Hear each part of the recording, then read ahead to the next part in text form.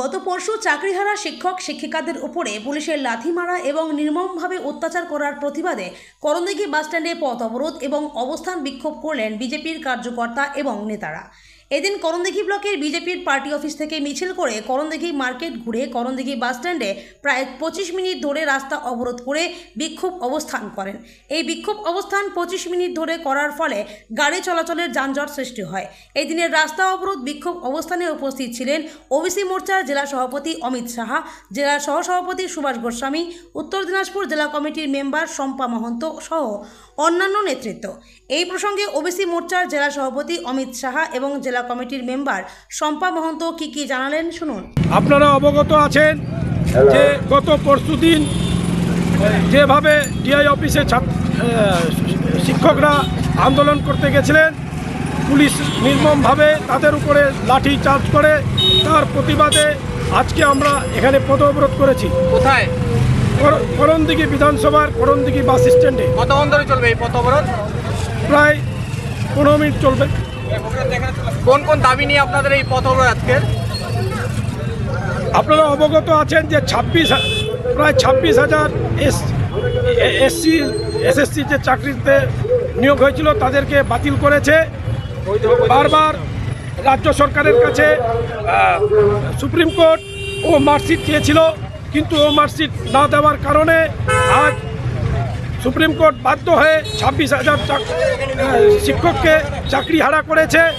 তার মূল কারণ হচ্ছে মমতা ব্যানার্জি যদি সময় মতো ও মার্কশিট কোর্টকে প্রদান করত, তাহলে আজ এই 26,000 শিক্ষক চাকরি হারা হতো না।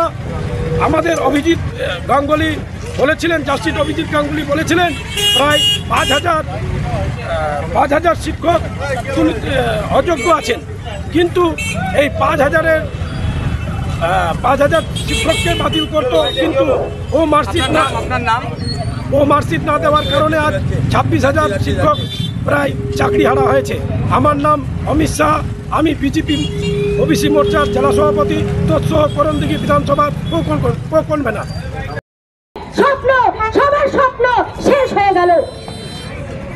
মমতা ব্যানার্জি যখন ভারতীয় জনতা পার্টি যখন কোন আন্দোলন করতে যায় তখন পুলিশদেরকে লেলিয়ে দেয়। ভারতীয় জনতা পার্টি যখন দুর্নীতির বিরুদ্ধে যখন প্রতিবাদ করতে যায় তখন পুলিশকে লেলিয়ে দেওয়া হয়। কিন্তু দিদি আপনাদের বলতে চাই, যখন আপনার দুধের গাইরা, যখন এক সম্প্রদায়ের মানুষেরা তারা বিনা অনুমতিতে যখন আন্দোলন করছে তখন কোনো কিছু লাগে না, তখন কোন প্রশাসনের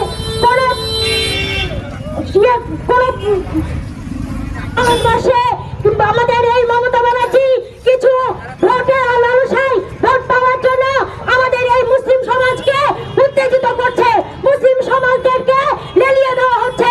আমি আমার এই ভারতবাসী, এই ভারত প্রেমী, এই রাষ্ট্রপ্রেমী সমস্ত সকল মুসলিম ভাইদের বলছি, আপনারা এগিয়ে আসুন, আপনারা আমাদের ভারতীয় জনতা পার্টির হাতে হাত মিলিয়ে হাতে হাত ধরুন।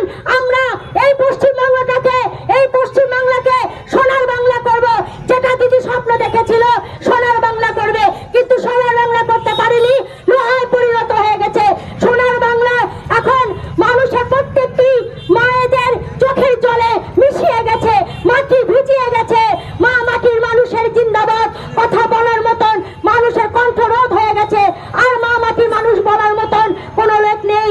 দিদি, আপনি ভেবেছিলেন আপনার বিধায়করা আজ আপনার করণদিঘি, আপনার প্রত্যেকটা বিধায়কদেরকে আপনি কিন্তু বলতেন জয় শ্রীরাম শুনলে পরে আপনি খেপে যেতেন, আপনি বলতেন আমাকে গালাগালি করছে, কিন্তু মনে রাখুন দিদি, আপনি কান খুলে শুনুন, আপনার বিধায়করা জানে যে আমরা যদি জয় শ্রীরামের সঙ্গে না যাই আমরা একটি ভোটও পাবো না।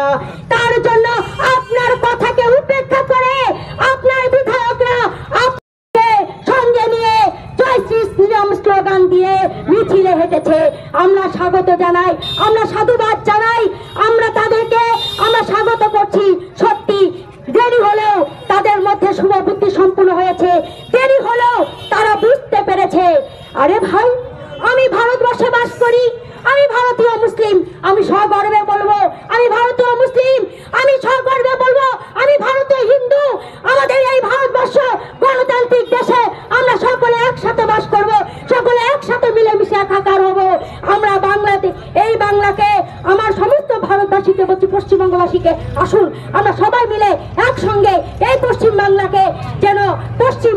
টেস্ট না করতে পারি, আমরা একসঙ্গে হাতে হাত মিলিয়ে এই দিদির রাজত্ব, এই কূটনীতি রাজত্ব, এই দিদির স্বৈরাচারী রাজত্ব থেকে আমরা সবাইকে, জনগণকে রক্ষা করে আমরা হাতে হাত মিলিয়ে আমরা আগামী দিনে যেন শপথ নিয়ে আমরা এই রাজ্যে যেন ভারতীয় জনতা পার্টির মুখ্যমন্ত্রী করতে পারি, এই আশা রেখে আমি আমার ক্ষুদ্র বক্তব্য এখানে